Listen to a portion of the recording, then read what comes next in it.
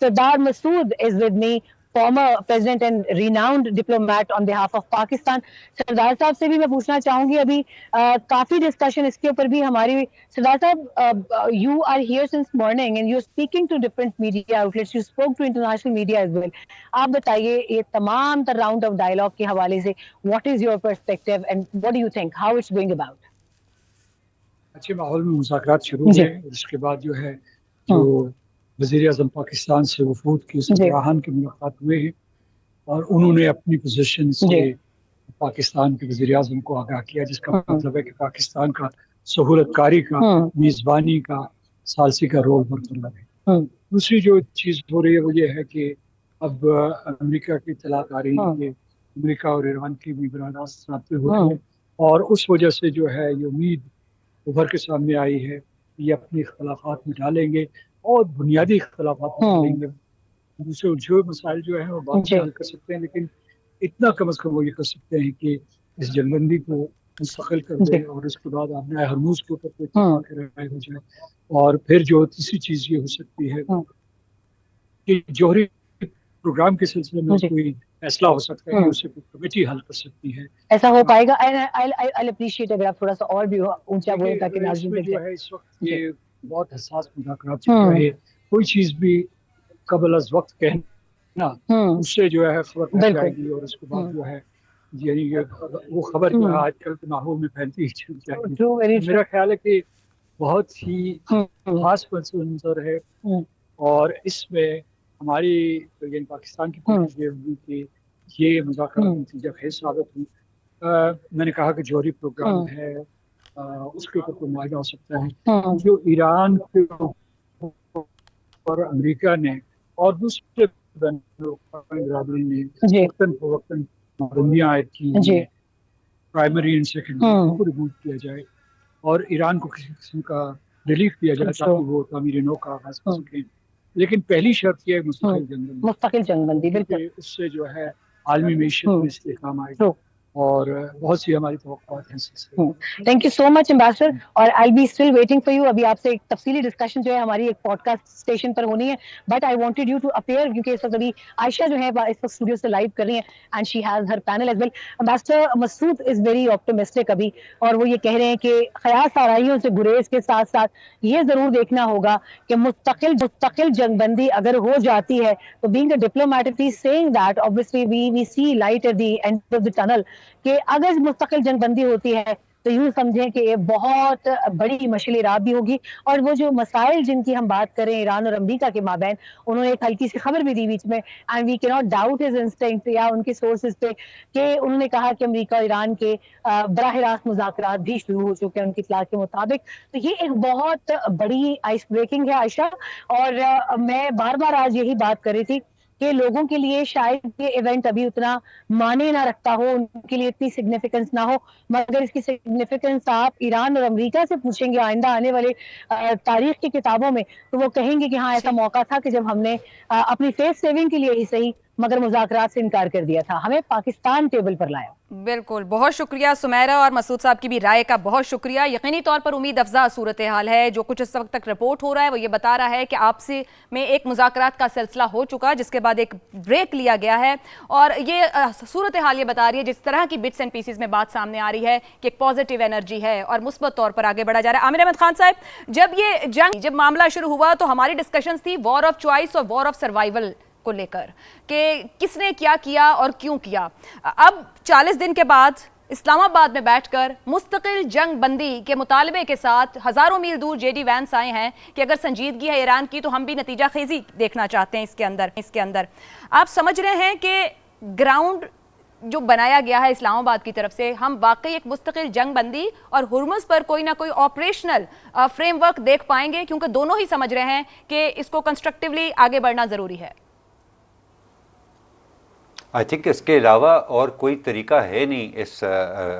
सूरत हाल को आगे बढ़ाने का, क्योंकि जो वॉर ऑफ चॉइस, जो जंग एक वॉर ऑफ चॉइस की तरह शुरू हुई थी ना जी, वो अब मजबूरी बन गई हुई है। बुरी तरह से अमेरिका इसके अंदर फंस गया हुआ है, जबकि ईरान बार बार हम ये कह रहे हैं, और इसमें कोई गलत बात भी नहीं है कि ईरान की जीत सिर्फ और सिर्फ उसके सर्वाइवल में थी और उसने सर्वाइव करके दिखा दिया है। तो अब अगर उसके अंदर से कोई रास्ता निकलता है, वो इसी सूरत में निकल सकता है कि जो मिनिमम एक्सेप्टेबल ऑब्जेक्टिव्स हैं, जो कि फौरी तौर पर हासिल हो सकते हैं और जिनको इस्तेमाल करके दुनिया को ये तासुर दिया जा सकता है कि हाँ, ये जंग रोक दी गई है और अब जो ज़्यादा ट्रिकी मामलात है वो भी आगे जाकर हल हो जाएंगे। वो वही है, वो ईरान की सैंक्शंस का मामला है और वो स्टेट ऑफ हॉर्रिबिल्स की सूरत हाल है। और इन दोनों सिचुएशन के ऊपर मेरा ख्याल है अब आयशा हमें इसको दोहराने की भी ज़रूरत नहीं है। ये इतना वेल इस्टेब्लिश्ड फैक्ट है पाकिस्तान का रोल इसके अंदर, और वो कितना मुश्किल था और कहाँ कहाँ जगह जगह पाकिस्तान को स्टेप इन करना पड़ा, यहाँ तक कि ये बहुत सिग्निफिकेंट स्टेटमेंट जो ईरान की तरफ आई थी कि जब हमारे ऊपर हमला हुआ तो हम तो तैयार बैठे थे वापस हमला करने के लिए, बट देन पाकिस्तान इंटरवीन्ड। इससे आपको पाकिस्तान के वेट का अंदाज़ा होता है इन नेगोशिएशंस के अंदर। सो आई थिंक अब किसी को भी हम दोहराने की भी ज़रूरत नहीं पाकिस्तान की अहमियत, और क्योंकि ये पाकिस्तान, अमेरिका और ईरान ये तीनों मिलकर इस जगह पर बैठे हुए हैं, इसलिए हम बड़ी कॉन्फिडेंटली ये उम्मीद रख सकते हैं कि कोई ना कोई रास्ता, बहुत पतली गली है या बहुत बड़ी शाहराह है ये और बात है, लेकिन कोई ना कोई रास्ता, और रास्ता ही निकलना जरूरी है। अब सर आलम साहब, वेल एस्टैब्लिश्ड फैक्ट में पाकिस्तान के किरदार की आमिर साहब बात कर रहे थे, मगर वेल एस्टैब्लिश्ड फैक्ट में ये 40 दिन आपके ख्याल में जब हम सीज फायर तक पहुंचे हैं तो ज्यादा लेवरेज किसके पास थी कि वो समझा कि अगर मैं यहां से बात का आगाज करूं तो मेरे हक में फायदा होगा? लेवरेज के साथ इन दोनों में से कौन आया है? देखिए, लेवरेज समझ तो रहा था अमेरिका के उसके पास ज़्यादा है, और ईरान अपनी जगह पे समझ रहा था कि उसके पास लेवरेज ज़्यादा है। लेकिन आप शायद यकीन ना करें, और यकीन ना करने की वजह यह है कि हम अपने आप को बहुत अंडर एस्टिमेट करते हैं, जो हमें नहीं करना चाहिए। पाकिस्तान ने दोनों को समझाया है लेवरेज का, ख़ास तौर पे ईरान को, कि जो आपके पास लेवरेज इस वक्त है, आपने जो स्टैब्लिश करना था वो कर दिया। अगर आप यहाँ से बेस्ट डील नहीं ले सकते, देखिए जंग में उतर जाना और जंग रोक के वहाँ से निकल जाना, वो दोनों चीज़ें बहुत ज़रूरी हैं। बहादुरी सिर्फ ये नहीं है, और ये मैं इन अल्फाज में आपको बता रहा हूँ जो कुछ अल्फाज इस्तेमाल हुए हैं कि शहीद, हमारे मज़हब में शहादत जो है वो बहुत बड़ा एजाज़ है, और ये बात, शहादत की बात बहुत ज़्यादा होती रही है पिछले 40 दिनों में पाकिस्तान और ईरान के दरमियान जो बात हुई है, और उसमें पाकिस्तान ने कहा है उनको कि शहादत बड़ी अच्छी चीज़ है, शहीद होना मुसलमान के लिए एजाज़ है, लेकिन अगर उससे कम ये चीज़ें इस वक्त उससे फ़ायदा उठा के पूरी कौम का सोच लें कि वो पूरी कौम, लीडरशिप तो शहीद होने के लिए तैयार है, लेकिन कौम सफ़र करेगी अगर ये जंग जारी रही तो ये बातें ईरान की समझ में आई हैं, और ईरान अच्छे तरीके से अपने कार्ड खेल रहा है, इसमें कोई शक नहीं है। और अमेरिका के पास भी ऑप्शन कम है, लेकिन इसका मतलब ये नहीं है कि अमेरिका मज़ीद नुकसान नहीं पहुँचा सकता ईरान को। और यही बात वो है जहाँ पर दोनों पहलवानों को बराबर में उनकी कुश्ती बंद करवाना किसी